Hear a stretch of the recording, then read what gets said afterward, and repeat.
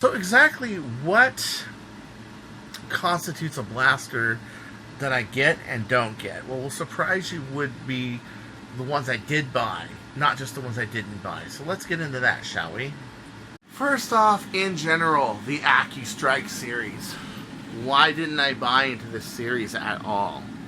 Well, there were several reasons. One, this blaster was basically just an oversized Spectre. Okay? It didn't really have the kind of ammo capacity or anything else.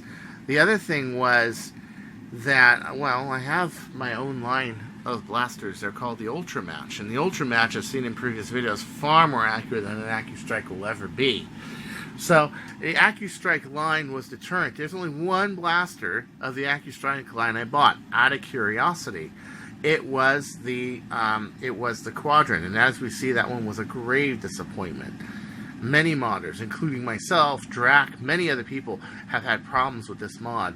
The Falconfire, I got one of the first releases, and a friend wanted me to throw a number 62 Hillman when I was in Singapore. My friend's name was Titan. He was a good friend of mine in Singapore. And unfortunately, on first firing, it completely shattered the trigger catch. Now, the trigger catch is exactly identical on the Sharpfire. It's exactly the same catch, but the one on the Sharpfire made out of much better materials, and I have upped it to 27K, and I've never, to this date, even damaged a trigger catch. I've never even worn one down. And the Falconfire shattered it in one shot. The other reason is because the diameter of this barrel is all wrong. It's actually half-inch diameter. Well, the problem is when you try to put in a half-inch pusher, and you want the 1730 seconds to wrap around it, like in one of my L-shaped breeches, the breech is unsuitable to fit. And rather than just drilling one out with a 14mm drill and weakening its continuity of strength, I rather just go with a Sharpfire. The other reason, same reason I never bought an Ion Fire, it was this right here. The distance is shorter than on a Sharpfire. And with a blaster like an Ultra Match, you need that longer draw to get it to fire reasonable velocities of 150 to 170 feet per second. And even though it is a backup blaster, it still needs to have a little bit of to do it. And I've never seen an Ion Fire able to fire that because of its lack of draw distance. Number two, a modulus line. Yes, I own one of them. Why did I buy this one? And it's still in the box. This is a regulator. Why did I buy it? Simple. It's selective fire. I said for ages, the first time that Hasbro makes a selective fire blaster, I'm buying it. And in the box it stays. You can see it. I was not very happy about the module series. It was just a gimmicky series with a lot of different add-ons. And add-ons are good, yes, and they can facilitate a lot of things. For example, on an Ultramatch Sharpfire or a Mauser Fire, that front barrel is a perfect size for brass if you put a number 62 Hillman. So this means if you got brass all the way to the end of the barrel, like this thing has, you can see it, right? All the way to the end of the barrel, yeah. It is the perfect length. Let's do the one on the Mauser Fire too, as you can see. Because a Mauser Fire functionally is an Ultramatch Sharpfire, but just with the adjustments to make it mag-fed. It can use the same springs everywhere. The only reason I use the lighter ones is because I want the higher rate of fire. It's perfect. So an add-on could do a lot of things. It could functionally, actually, even to a modder, add a lot of things. But I didn't find that usefulness for the add-ons. Also, I found the whole series gimmicky, glitchy. The Recon Mark II the original one didn't fit 18 rounds or 25 round drum mags. And I'm sorry, if I'm going to roll modded stock, I'm rolling with flat 18s. That's it. There's no argument about it. They had fixed it in later issues, but it just didn't have it, you know. And so this is the only modulus I bought, and the only reason I bought it was to collect it because it's got the selective fire. I think that's a great feature. It's not going to do great for my super high-end modded wars, but what it does do is for like modded stock wars where your limits are 120 or 30 feet per second, which is like another class in itself. It'd be a great blaster. Here's another blaster I never bought into, the RaptorStrike. why didn't I buy into the RaptorStrike? It takes away the problems that the Alpha Strike had, the AccuStrike had, and it was that it had a revolver. This one was magazine fed. Why didn't I buy this one? Well, it was Red Eternals, number one. You could enlarge the tube, but why? A modded stock Ret will do just great. This is a recon taliator right here. This had the record for several months, 230 feet per second. And there were shots faster than that, but when I publish numbers, I publish averages for good reasons. I've seen shots as high as 250 out of this blaster. But that's a fluke because that's not average, okay? I didn't see the RaptorStrike really beating that. The other thing is that your shell is glued up here. It had lots of room to do lots of stuff, and I also didn't like the fact that the trigger was chained to the trigger catch rather than being direct. The more direct the trigger catch is, the better, especially if you got to put a stronger spring in there. This raised a lot of concerns with me, and although at one point I offered Jet to make a mod kit for this, and I had a very good concept, still do, but I'm not going to tell you what it is, to make it springer and very powerful, they never took me up on it, and I never saw the use of that beyond a long shot to actually build it. And with blasters such as the Zeus 2, maybe one day a Zeus 3 even coming out, we no longer have to depend on the availability of long shots to build a long shot. Isn't that ironic? What about kits? Well, okay. The Jet Alpha kit, for example, it's a full kit. I can get a plunger tube from Artifact, and I can get plunger rods and parts for the long shot. There are so many long shot parts that you no longer need a long shot to build a long shot. Not to mention, there are just so many shells out there in circulation. This blaster's been around for 10 years, okay? So really, if you're gonna build a long-range blaster, why do you need anything but a long shot or a Zeus 2 or an Explorer Zeus or anything? You don't. That's the whole thing. So the RaptorStrike didn't have really any advantages to do all that above. And if you're going to spend tens of thousands of dollars on tooling, it needs to be a kit that you're going to sell many thousands of, or you're not going to make up the price for it. So of course, I never ever modded a RaptorStrike. I don't think I really need to tell you why I never bought this blaster. The reasons are obvious. It's huge. It's gigantic, enormous.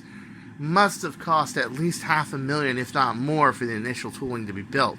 And that's just the molds. The cost of the whole project must have been at least $2 million. It is, once again, Nerf's ploy that bigger is better. No, it's not. I'm sorry to say it, no, it's not. And that model works on a lot of blasters, such as the Nemesis, where having a top feed 100 round full auto does actually work as a very good blaster, okay?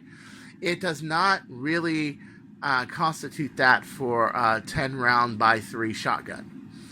This already happening when I already have like 3x3 shotguns in the Messenger that can go farther than the Judge or the Sledgefire, and I already have blasters that can shoot 3 Stephens at a time at 130 feet, given a turret modification to the Bird of Prey. I really didn't see the point. So, let's move on to the next one. Speaking of the Judge. That's right, friends. I never bought a Sledgefire. Not one. Never owned one. Ever. Why? Well, okay, during the time of the Sledgefire, I had a blaster called the Messenger from Hell. People were trying to shoot these blasters at me. Even one guy with a modified 14K spring, and he just did not have the power that a Messenger can have with 3 shots. And furthermore, if you singled it, well, that was a moot point too. I had this blaster. I didn't need to single a Sledgefire. I had a much smaller, much more compact, much more elegant way of shooting a dart 130 feet plus. I did not need to single this blaster.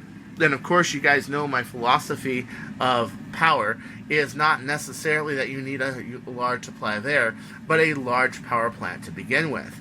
And I didn't see the upgrade options good for the Sledgefire, as well as I did a RaptorStrike, a Red, or a long shot. And I figured if I'm going to make something really big, and I really need that kind of power, I'm just going to buy a long shot. Why am I going to buy this thing?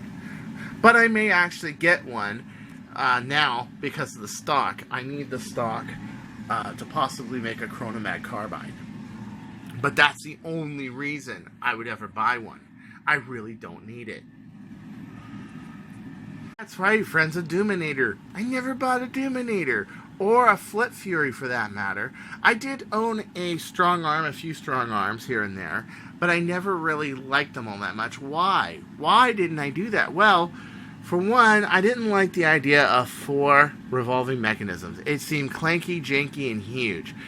I had no idea that blasters like the Nemesis or the Judge were coming, that were even going to get worse.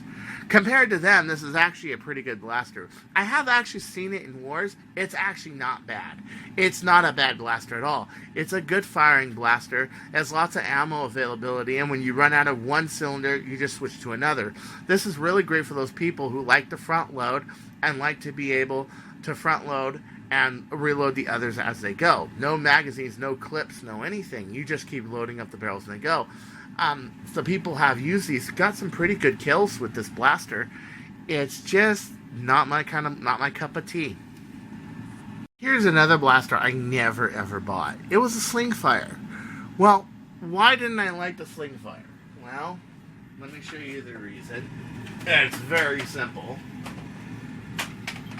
Very simple reason right here.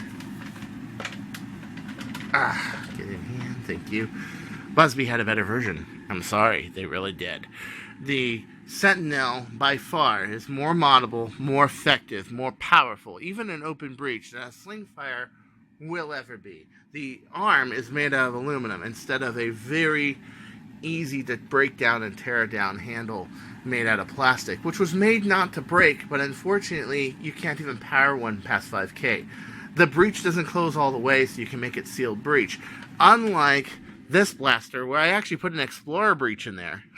No shit. This is an X-Sentinel. The real deal. You guys may have seen videos on it, and I have some on my channel, yeah. I never saw the point of having a Sledgefire after I saw the Sentinel. And I never really saw the point of Sledgefire before that, because I was much more into high-power retaliators in modded stock. And since this came out around that time, I decided, nope, I'm not gonna mod a Sledgefire. There's no point to it. Last but not least, the Rebel Charm line in entirety. Did not buy.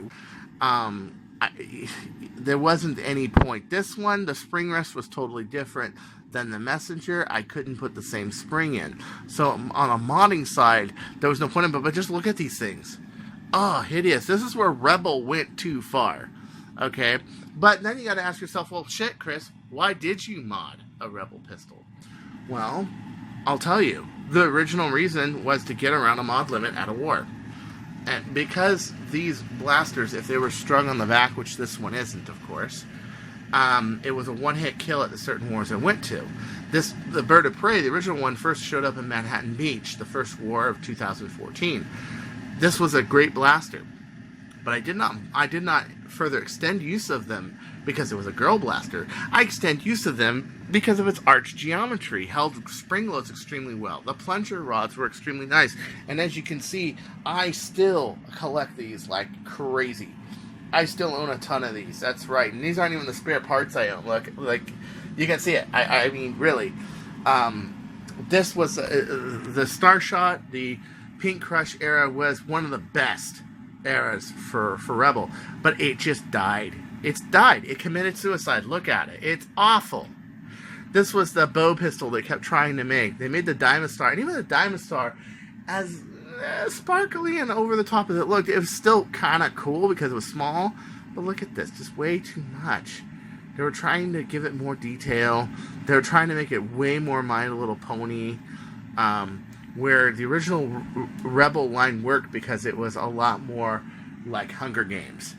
And therefore, I never saw the point of modding one of these. Not only that, but like I said before, the limits on these were a lot higher. They wanted to make them more tamper-proof. Probably because I modded that to be the craziest fucking Nerf pistol ever made.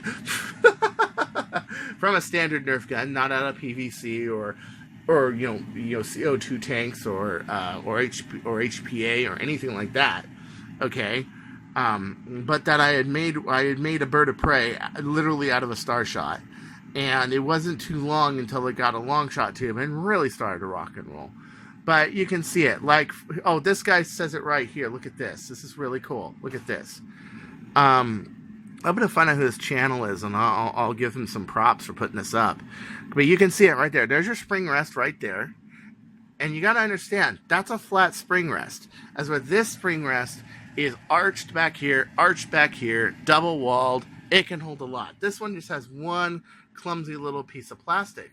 The Messenger had a spring rest that was bolt on the outside. If you needed to, you can reinforce this and move this slightly up to make up for it because it was attached to a screw. This wasn't, however. You can even use a Triad's plunger head instead of the Messenger plunger head to make up for it. But as soon as they did this one, they cheapened it. They got rid of the clear red and they made this solid. And it was just not really that good. And plus, look at the plunger tube. It's definitely smaller than that by far. It just, I didn't see the point. Even technically, I didn't like it. Believe it or not, Messenger, I had a ton of Messengers. I must have bought a dozen of them. And every single one of them got sold. Because as soon as people would see it, they would ask to buy it. One time I went to a hobby store and the guy said, hey, how much were you willing to sell it for? Okay, we'll sell it for $60. Sure. Not kidding. There was nowhere I could go without this being sold for sale. And to date, I don't even own one because of it. But I even liked the grips. I liked the idea. It was lighter. It was better. It was structurally more sound. It wasn't this hollow plastic that you saw here. It was actually a good idea. They just needed to do a little, like a couple more ribs would have made it just a little more ergonomic. You know what I mean? So anyway, this is Chris Cartea, and these are the reasons I never bought these blasters. Don't you go changing.